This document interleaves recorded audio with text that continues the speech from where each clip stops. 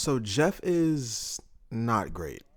Now, that might come as a shock to a lot of people, especially considering that he is actually the most played character in the entire game, coming at a 21% pick rate for a quick play, and that's kind of where Jeff is.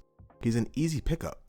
In fact, if someone was to tell me that they wanted to try out Marvel Rivals for the first time and they don't have a competitive team-based shooting background, that's who I would recommend them to use, Jeff the Shark. He's a very easy character. All you gotta do is hold the trigger, spray your heals at someone, throw bubbles every once in a while, and shoot at some enemies when you can. And that's the reason for today's video.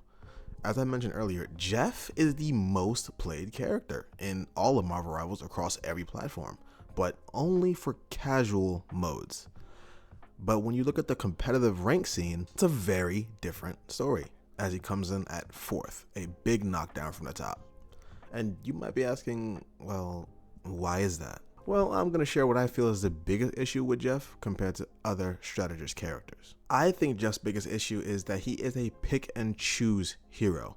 Unlike a lot of other supports, his main healing ability, the spray, doesn't do anything against enemy heroes, and his main damage ability does not heal allies. Meaning a lot of the time when your teammates are getting smacked by the enemy team, you have no choice but to sit on your spray ability the entire time. You're not doing anything to the enemy team. Of course, you can put down some bubbles, which is supposed to like knock back the enemies, but unless they're basically standing on top of the bubble, it won't really do anything to them. Especially with all the movement abilities characters have, having a little tiny knockback is practically useless. So while characters like Loki or Luna Snow can heal allies and damage them by shooting at them with their basic attack, Jeff has to decide if he's going to sit there and be a fire hydrant or if he's going to throw water bubbles at the enemy.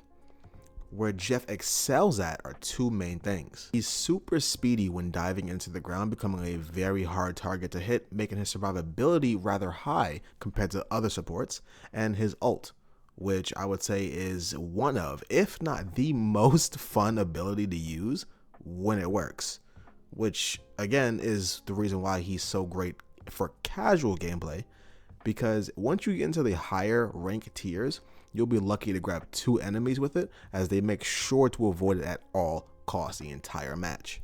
To end this off, if there's one thing I think could be updated with Jeff's ability kit that can buff him up just enough to make him competitive with others, is that his spray ability can either 1, do very little chip damage to bonus health of the enemy if they have it, or 2, add a slowing effect to enemies, roughly 10, maybe 15% movement speed reduction when they're sprayed. I mean, it makes sense logically, right? I mean, when you're drenched with water, you should be moving a little bit slower.